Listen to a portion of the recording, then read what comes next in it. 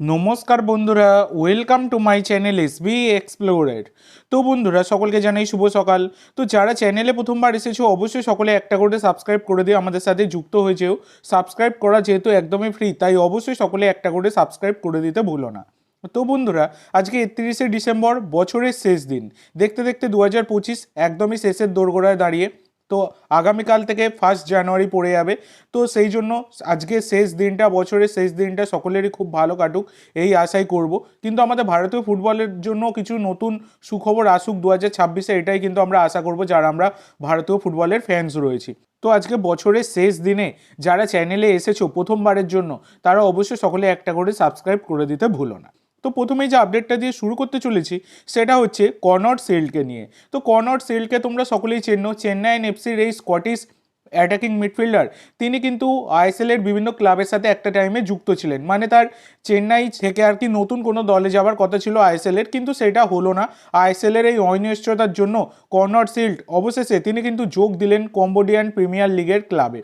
তো সেখানেই তাকে কিন্তু খেলতে দেখা যাবে। এর পরবর্তী যে আপডেটটা তোমাদের সাথে শেয়ার করতে চলেছি সেটা হচ্ছে কেরালা ব্লাস্টার এফসির বিদেশি প্লেয়ার তিয়াগো আলভেসকে নিয়ে। তো এই তিয়াগো আলভেস, যিনি একজন পর্তুগিজ প্লেয়ার আর কি, তো তিনি কিন্তু কেরালা ব্লাস্টারের সাথে যুক্ত ছিলেন। এই অক্টোবর মাসেই তিনি কিন্তু যোগ দিয়েছিলেন কেরালা ব্লাস্টারে, এবং অক্টোবরে যোগ দিলেন। আর ডিসেম্বরে তিনি কিন্তু অক্টোবরের সাথে সমস্ত সম্পর্ক ছিন্ন করলেন। হ্যাঁ বন্ধুরা, তিয়াগো আলভেস তিনি কিন্তু কেরালা ব্লাস্টারের সাথে সমস্ত সম্পর্ক ছিন্ন করেছেন। তিনি অন্য লিগে তিনি কিন্তু খেলবেন। তো আইএসএল এর এই অনিশ্চয়তার জন্য, ভারতীয় ফুটবলের এই করুণ অবস্থার জন্য তিনি কিন্তু দল ছেড়ে দিলেন অবশেষে।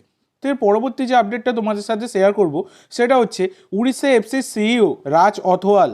তিনি কিন্তু এবার উড়িষ্যা এফসির সিইও পদ থেকে পদত্যাগ করলেন। তো বর্তমানে যা অবস্থা চারিদিকে, সবাই কিন্তু পদত্যাগ করছে, কেউ দল ছাড়ছে, এরকম একটা ব্যাপার। মানে পুরো ভারতীয় ফুটবলটাকে অন্ধকারের মধ্যে ঠেলে দিয়েছে ফেডারেশন। ভালোই তো চলছিল সব জিনিসটা, এফএসডিএলকে ইচ্ছা করে তাড়িয়ে আজকে নিজেদেরই এই করুণ পরিস্থিতি কিন্তু ডেকে নিয়ে এলো। তো দেখো, যারা বিদেশি প্লেয়ার রয়েছে তারা তো ঠিক আছে, দল ছেড়ে অন্য দলে চলে যাবে, তারা পয়সা পাবে। কিন্তু আমাদের যারা ভারতীয় প্রফেশনাল ফুটবলার রয়েছে তারা কি করবে? তাদের তো রুজি রুটি সবই এই ফুটবল খেলা থেকে। যেখানে লিগ নেই, পুরো লিগ বন্ধ হয়ে আছে, সেখানে তাদেরই বা উপার্জন হবে কি থেকে? তো এইটাও কি বুঝছে এআইএফএফ? সেটা এখন বোঝার কথা। এফএসডিএল যেটা বলেছিল, এফএসডিএল এর কথা মেনে নিলে আজকে কিন্তু এই অবস্থা হতো না। পুরো ইচ্ছা করে আজকে ভারতীয় ফুটবলটাকে অন্ধকারের মধ্যে ফেডারেশন ফেলে দিয়েছে। তো এর জন্য অবশ্যই ফেডারেশনকে দায় নিতেই হবে, সেটা বলাই যায়। তো এর পরবর্তী যে আপডেটটা তোমাদের সাথে শেয়ার করব সেটা হচ্ছে কেভিন সিভিলিকে নিয়ে। তো কেভিন সিভিলিকে তোমরা সকলেই চেনো, ইস্ট বেঙ্গলের সাথে যুক্ত রয়েছেন, ইস্ট বেঙ্গলের আর্জেন্টাইন ডিফেন্ডার। তো ব্যাপারটা হচ্ছে, গতকালকে রাত থেকেই একটা খবর বেরিয়ে আসছে যে কেভিন সিভিলি তিনিও কিন্তু এবার ইস্ট বেঙ্গল ছাড়তে চলেছেন। তো দেখো, এখনও কোনো কনফার্মেশন পাওয়া যায়নি ঠিকই, তবে এই খবরটা কিন্তু জোরালোভাবে একদমই শোনা যাচ্ছে যে কেভিন সিভিলি এই আইএসএল এর এই অনিশ্চয়তার জন্য তিনি কিন্তু ইস্ট বেঙ্গল ছাড়তে চলেছেন। তো দেখো, এই খবরটা যদি সত্যি হয় তাহলে কিন্তু এটা ইস্ট বেঙ্গলের জন্য একটা বড় ধাক্কা হবে। অবশ্য ধাক্কা বলেই বা লাভ কি, যেখানে কোনো লিগই নেই সেখানে প্লেয়ার রাখাও যায় না, প্লেয়ার রাখাও একই ব্যাপার। কবে লিগ হবে এখনও অবধি কিন্তু কোনো রকম কনফার্ম আপডেট পাওয়া যাচ্ছে না। এর পরবর্তী যে আপডেটটা তোমাদের সাথে শেয়ার করতে চলেছি সেটা হচ্ছে আইএসএল কি আদৌ হবে? এইটাই কিন্তু সবার মনে এখন প্রশ্ন জাগছে। তো দেখো, আইএসএল নিয়ে প্রচুর মিটিং হয়েছে, প্রচুর আপডেট বেরিয়েছে, প্রচুর আপডেট তোমাদের সাথে শেয়ার করেছি। সেপ্টেম্বরের 13 তারিখ থেকে শুরু হওয়ার কথা ছিল আইএসএল, তারপরে নানান নাটক হয়েছে আর কি। তো সব কিছু মিলিয়ে মিশিয়ে ডিসেম্বরের আজকে 31 তারিখে দাঁড়িয়েও কোনো রকম ভালো খবর কিন্তু বেরোচ্ছে না ভারতীয় ফুটবল নিয়ে। তো ব্যাপারটা হচ্ছে, কোথায় আটকে আছে এই ডিলটা? তো দেখো, আইএসএল এর মেন জিনিস হচ্ছে 70 কোটি টাকা প্রত্যেকটা বছরের জন্য বাজেট রেডি হয়েছে, এবং এই 70 কোটি টাকার মধ্যে প্রায় 45 কোটি টাকার মতো ক্লাবগুলো থেকে এআইএফএফ তুলতে চাইছে, যেটা হচ্ছে প্রায় 2.5 কোটি টাকার মতো প্রত্যেকটা ক্লাবকে দিতে হবে। এবার ম্যাক্সিমাম ক্লাবই কিন্তু এই 2.5 কোটি টাকা তারা দিতে চাইছে না, যেখানে উড়িষ্যা এফসি তারা পরিষ্কার বলেই দিয়েছে যে তারা এত টাকা দেবে না। একমাত্র জামশেদপুর এফসি তারাই কিন্তু রাজি হয়েছে এই ডিলের পেছনে, বাদবাকি আইএসএল এর আর যে কটা ক্লাব রয়েছে কেউ কিন্তু রাজি হয়নি। যেখানে যে জিনিসগুলো নিয়ে এআইএফএফ এর মাথা মারার কথা সেগুলো কিন্তু ক্লাবগুলোর ওপর চাপিয়ে দিচ্ছে, যেখানে ব্রডকাস্টিং পার্টনার নিয়েও ক্লাবগুলোকে বলা হয়েছে যে তাদের ব্যবস্থা করতে। তো সব কিছু মিলিয়ে মিশিয়ে একটা বিচ্ছিরি ব্যাপার হয়ে রয়েছে। এখন ক্লাবগুলোর হাতে বল, যে ক্লাবগুলো কি করবে না করবে সেটা এখন দেখার বিষয়।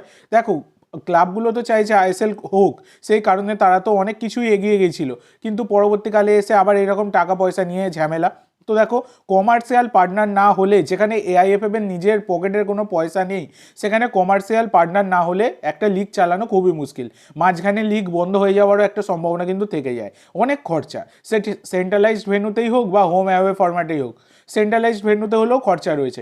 তো সেক্ষেত্রে কিন্তু এখন একটাই রাস্তা রয়েছে, এআইএফএফ এর উচিত নিজেদের ইগো থেকে বেরিয়ে এসে এফএসডিএলকে অ্যাপ্রোচ করা এবং এফএসডিএলকে আবার ইন্ডিয়ান ফুটবলের সাথে যুক্ত করা।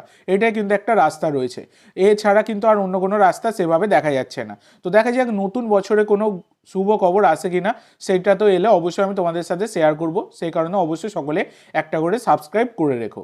তো আজকের জন্য এইটুকু বন্ধুরা, ভিডিওটি ভালো লাগলে লাইক করো, শেয়ার করো। আমার চ্যানেলে প্রথমবার এসে থাকলে চ্যানেলটি অবশ্যই একটা করে সাবস্ক্রাইব করে দিও এবং কমেন্ট করে জানিও ভিডিওটি কেমন লাগলো। ধন্যবাদ।